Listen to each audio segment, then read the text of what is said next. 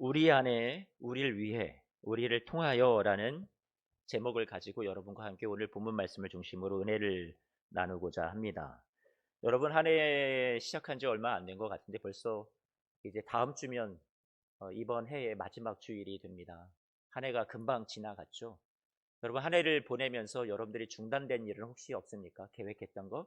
올해는 이렇게 한번 살아봐야지 했는데 여러분들이 용기가 사그러들고 여러분들이 많이 낙심하거나 지친 분들은 혹시 계시지 않습니까?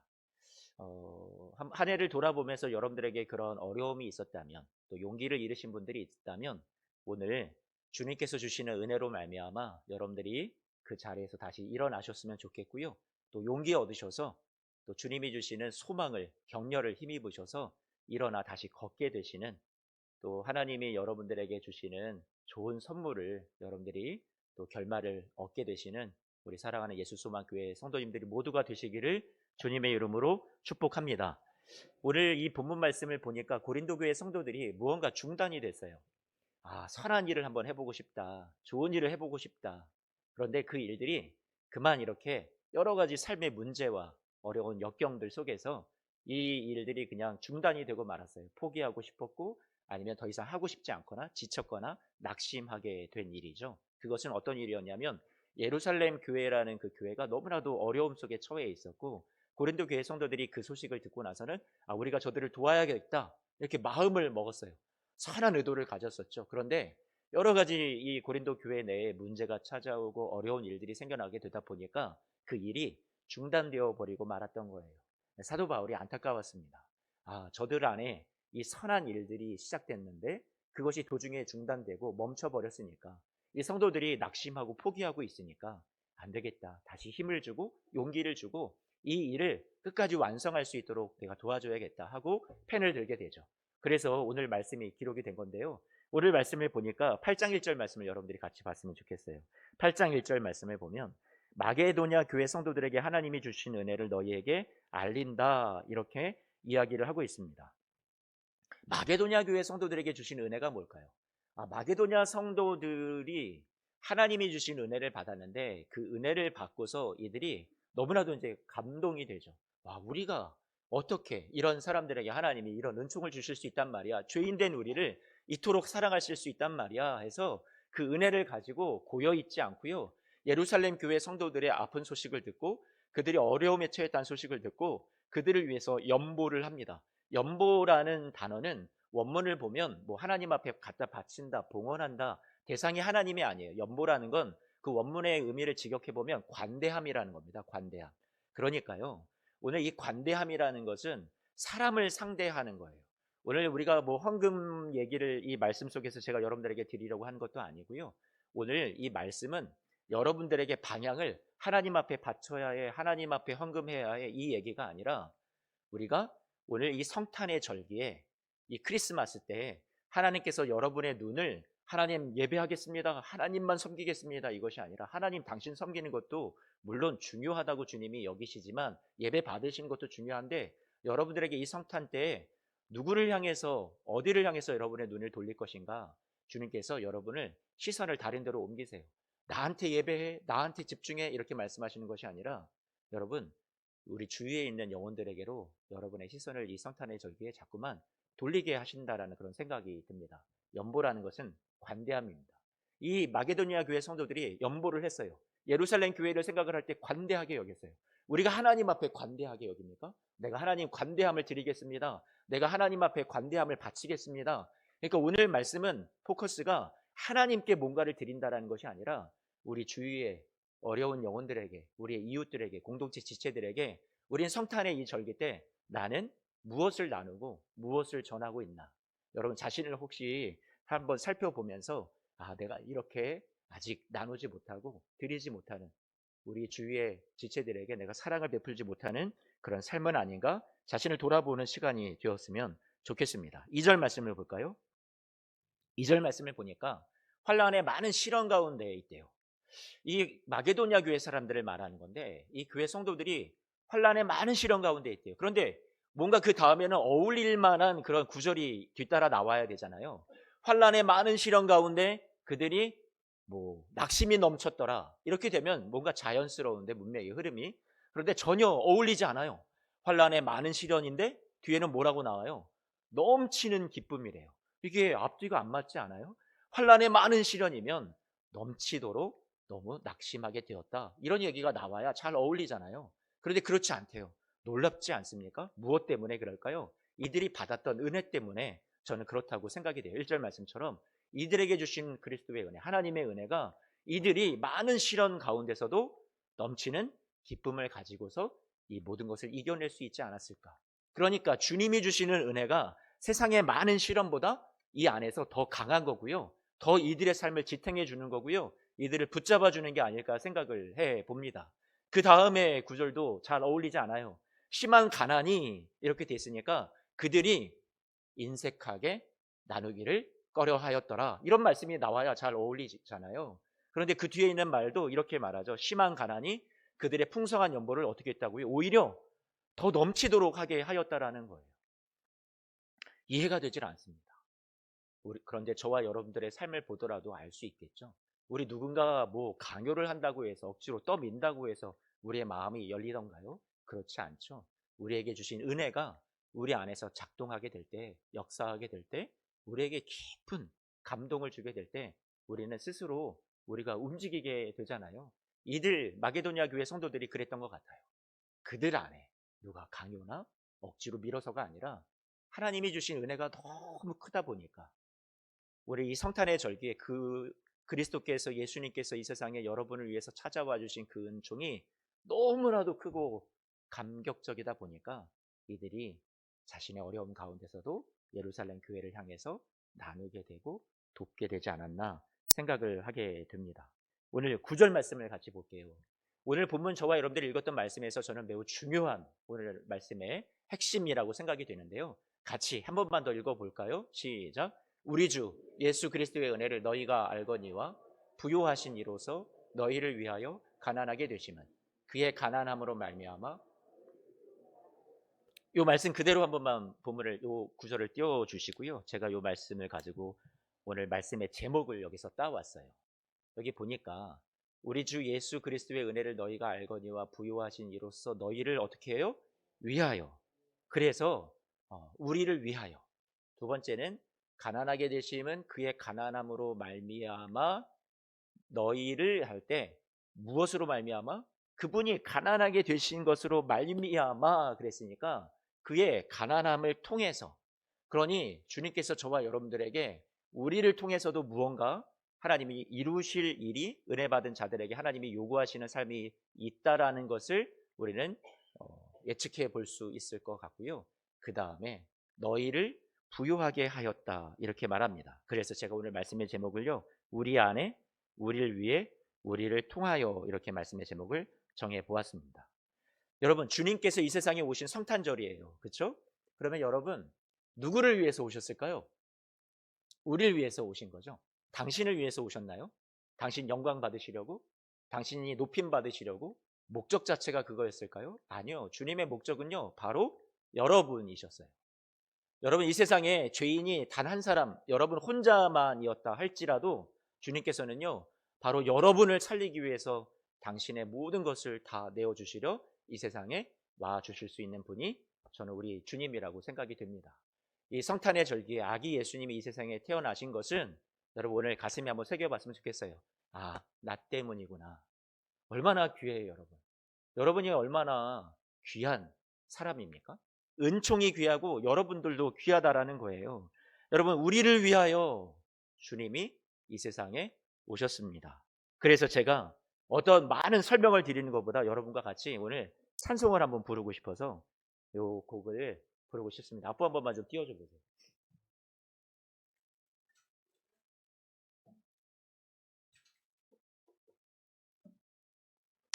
설교하는 것보다 찬송 부르는 게 좀 더 낫지 않을까요? 그렇죠? 많은 얘기를 해도 여러분이 이 고백을 하나님 앞에 드리면 날 위하여 오신 거구나. 이 고백이 여러분의 고백이 되지 않을까 싶습니다. 우리 같이 이 고백을 함께 올려드렸으면 좋겠어요. 잘 아시는 찬송이죠? 같이 한 번만 불러볼까요? 사랑이 이렇게 시작합니다. 사랑이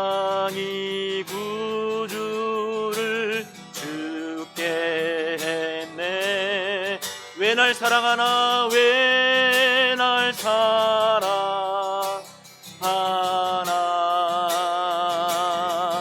겸손히 십자가 지시었네. 왜 날 사랑하나 왜 날 사랑하나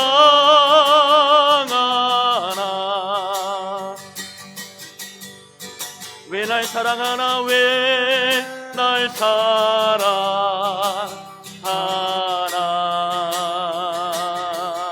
왜 날 사랑하나 왜 날 사랑하나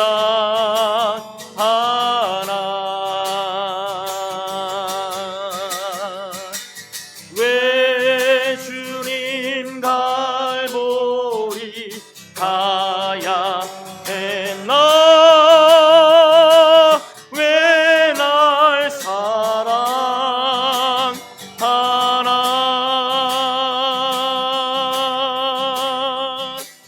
이 손과 발 날 위해 이기셨네. 왜 날 사랑하나 왜 날 사랑. 우리 가슴에 손을 얹고 고백할까요? 고난을 당하여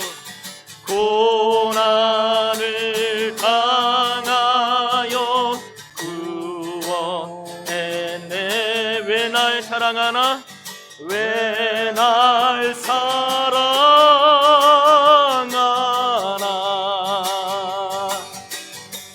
왜 날 사랑하나 왜 날 사랑하나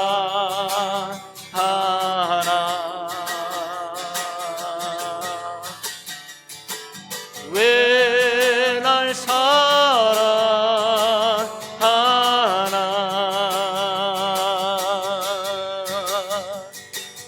왜 주님 갈보리 가야 했나 왜 날 사랑하나. 마지막입니다. 내 대신 고통을 내 대신 고통을 당하셨네. 왜 날 사랑하나. 죄 용서 받을 수 없었는데 죄 용서 받을 수 없었는데 왜 날 사랑하나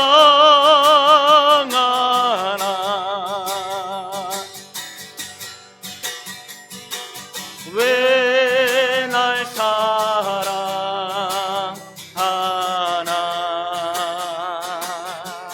왜 날 사랑하나 왜 날 사랑하나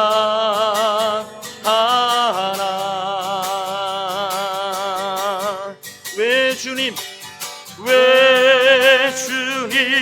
갈보리 가야 했나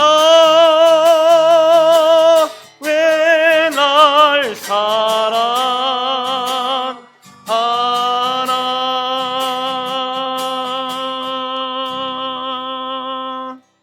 아멘.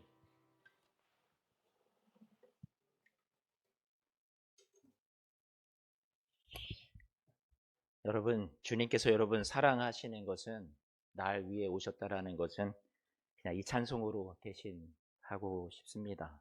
빌립보서 2장 6절에서 11절 말씀을 보면 이런 말씀이 잘 나오는데요. 우리는 한 8절까지만 말씀을 같이 봤으면 좋겠어요. 앞에 스크린을 보시면 띄워주시겠어요? 너희 안에 6절 말씀부터 읽어드릴게요. 그는 근본 하나님의 본체시나 하나님과 동등됨을 취할 것으로 여기지 아니하시고 오히려 자기를 비워 종의 형체를 가지사 사람들과 같이 되셨고 사람의 모양으로 나타나사. 여러분처럼 되고 싶으셨대요. 주님이 나를 사랑하셔서 나를 살리고 싶으셔서 여러분의 낮은 자리, 여러분의 어려운 자리 주님이 다 알고 싶으셔서 그래서 이 세상에 내려오셨대요. 그리고 우리는 지금 무언가 포기하고 싶을 때가 있잖아요. 그리고 그만두고 싶은 생각이 들 때도 있잖아요. 나를 보내신 그 자리에, 어떤 그 사명의 자리에, 아니면 여러분들을 하나님이 세우신 여러분 뭐 가정 안에서든 아니면 공동체 안에서든 어떤 세상 안에서든 여러분들이 있게 하신 그 자리에서 때로는 버겁다고 느낄 때가 있잖아요. 오늘 고린도 교회 성도들도 무언가를 주님을 위해서 일을 하다가 포기하고 싶을 때가 있었단 말이에요. 그런데 오늘 주님께서 여러분을 사랑하셔서 어떻게 하셨다고 얘기하냐면 오늘 8절 말씀 그대로 보시면 언제까지요? 죽기까지 복종하셨다라고 얘기하고 있습니다. 중도에 포기하지 않으셨어요. 주님. 어려움이 있었어요. 문제가 있었어요. 고난이 있었어요. 여러분 많은 모욕과 조롱이 있었어요. 멸시와 천대가 있었어요. 그런데 여러분을 위해서 주님은요, 이 길을 끝까지 순종하여 죽기까지 걸어가셨다라고 말씀하고 있어요. 저는 이것이 고린도 교회 성도들에게 어떤 위로가 되었다라고 생각이 됩니다. 용기가 되었다는 그런 생각이 들어요. 여러분, 그렇게 오늘 주님께서 여러분을 용기 주시기 원하시는 그 마음이 오늘 말씀에 담겨져 있다고 한번 받아주셨으면 좋겠어요. 우리 여러분을 위해서 이 얘기를 오늘 말씀을 드렸고요. 이제 두 번째는 우리 아내입니다. 우리 아내. 주님이 여러분 안에 뭘 해주신 걸까요, 대체? 주님이 여러분 안에 무엇을 해주셨을까? 8장 9절 말씀 다시 한번 좀 띄워주세요. 본문 말씀입니다. 여러분을 어떻게 해주셨다고 얘기해요? 부요하게 해주셨대요. 우리는 세상에서 문제도 많고 고린도 교회 성도들도 문제도 많고 해서 우리는 진짜 아무것도 아니야. 나는 너무나도 이 세상에 어떤 가진 것이 없어. 너무나도 부족해. 복받지 못했어. 난 질고도 있고 연약함도 있고 막 이런 우리는 그런 생각들을 많이 갖고 있었을지 모르겠어요. 그런데 주님께서요. 여러분 안에 무엇을 집어넣어 주셨냐면 부요함을 넣어 주셨대요. 세상의 가치로 우리를 절대로 평가할 수 없어요. 여러분이 갖고 있는 어떤 세상적인 지위나 여러분의 가지고 있는 어떤 부로 인해서 여러분의 가치를 절대로 평가할 수 없어요. 주님께서 여러분을 오늘 뭐라고 말씀하시냐면 자신이 낮아지시고 당신이 부유하신 분인데 당신의 것을 다 여러분을 위해서 내어주심으로 여러분을 어떻게 해주셨다고요? 부유하게 만들어 주셨대요. 그러니 더 이상 어깨에 움츠러들지 마시고요. 여러분 낙심하여서 세상 속에서 나는 너무나도 복이 없다 생각하지도 마시고 주님이 여러분을 알아주신다니까요. 주님이 여러분을 위하신다니까요. 여러분을 부유하게 이미 만들어 주셨다고 선언해 주세요. 주님께서요. 여러분을 어토록 어느 정도로 여러분을 그렇게 아껴 주시는지 제가 그 찬양 중에 가사를 한 번만 읽어 드릴게요. 모든 권세와 모든 왕보다 높으신 주님. 이런 찬양이 있어요. 어보브 올이라는 그런 찬양인데 영어 찬양으로는 그런데 이것을 이제 번역을 해보면 이런 이야기들이 되네요. 모든 권세보다 above all 더 뛰어난 더 위에 계신 그런 주님이래요. 모든 왕보다 더 높은 곳에 계시는 분이래요. 모든 자연과 피조한 모든 피조물 세계보다 더 높으신 분이래요. 모든 나라보다도요. 모든 어떤 보좌보다 더 높으신 분이래요. 당신의 가치를 어떤 측량할 수 있는 방법은 이 주님의 가치를 측량할 수 있는 방법은 없어요. 너무 높으신 분이니까. 그런데 그분이요. 이 세상에 오셨어요. 낮아지셨어요. 왜요? 죽으셨어요. 십자가에서. 왜요? 여러분을요. 누구보다도 가장 높은 자로 올려주시기 위해서, 삼아주시기 위해서. 그래서 그분이 이 찬양의 마지막 가사를 보면요. 나를 위해 죽으셨네. 왜요? 여러분을 이 당신보다 더 높은 곳에 올려놓기 위해서. 가장 높으신 분은 낮아지시고. 여러분 이 찬양 너무 귀하지 않아요? 그러니까 여러분의 가치가 제가 이 가사만으로 생각해 볼 때는 여러분의 가치는 그 모든 것보다 뛰어나신 분이 여러분을 당신 위에다 올리셨으니까 어떤 머릿속에 그림이 연상이 되냐면 우리 아빠들이 그 아기가 너무 이쁘고 사랑스러워서 당신 위에 목마를 태우고 막 덩실덩실 춤추면서 기뻐하는 것처럼 자기보다 너 아빠보다 더 크지 하면 아빠는 너무나도 기분이 좋고 아이도 기분이 좋고 하는 것처럼 주님께서 당신의 가치보다 당신의 높음보다 여러분을 어떻게 여겨주신 거예요? 더 높이 더 귀하게 가치 있게 여겨주셨다는 생각이 듭니다. 그러니 당신의 생명을 주신 거 아니에요. 그러니 저는 이렇게 생각이 듭니다. 여러분 안에 주님께서 무엇을 담아주셨을까? 여러분의 가치에 대해서 주님이 너 정말 소중한 사람이야. 세상에서는 여러분 알아주지 않을지 몰라도 주님께서 이 성탄의 절기에 오늘 이 말씀을 통해서 너 진짜 가치 있는 내 사랑하는 내 사랑받는 자녀야. 널 위해서 나는 생명을 다 내어줄 만큼 내가 다 낮아지고 너를 높일 만큼 너는 존귀한 자야. 주님께서 여러분 안에 이 정체성을 담아주시지 않나 생각이 됩니다. 세상적으로는 우리가 가난할지 몰라요. 세상에서는 우리가 연약할지 몰라요. 그런데 주님께서 여러분 안에 무엇을 부어주셨다고요? 부유함을 부어주셨다고 오늘 본문 말씀에서 그의 가난해지심으로 여러분을 부유하게 해주셨다라고. 아, 우리 안에 이것을 주신 거구나. 우리 안에 주님이 부유함을 주셨구나. 와, 나 부유한 자야. 주님이 저와 여러분들 그렇게 생각하지 않나 생각이 듭니다. 그런데 이 말씀이 8장 13절 말씀에 가니까 예수님께서 당신의 부유함을 가지고 우리를 위해서 다 내어주시고 가난해지셔서 우리를 부유해 주신 것처럼, 부유하게 해주신 것처럼 고린도 교회 성도들아, 중단되었던 이 예루살렘 교회를 향한 연보를 다시 했으면 좋겠는데, 이것을 하는 원리는 바로 예수님이 우리 위해서 자신을 다 내어주신 거야. 이 원리를 제공하면서 8장 9절 말씀에 이렇게 얘기합니다. 8장 9절 말씀을 보니까, 8장 13절 말씀 같이 봐요. 13절 말씀 보니까 뭐라고 얘기하냐면, 이는 다른 사람들을 평안하게 하고 너희는 공고하게 하라는 것이 아니요. 뭘 한다라고요? 균등하게 하려 합니다. 이 말씀에서 14절 말씀에도 한번 봐요. 14절 말씀에도 보니까 맨 마지막에 뭐라고 나와 있어요? 균등하게 하려 함이라고 얘기하고 있네요. 그러니 저는 이 말씀이 이렇게 들렸어요. 예수님께서 이 세상에 오신 것은 여러분에게 무엇을 주고 싶었던 거예요?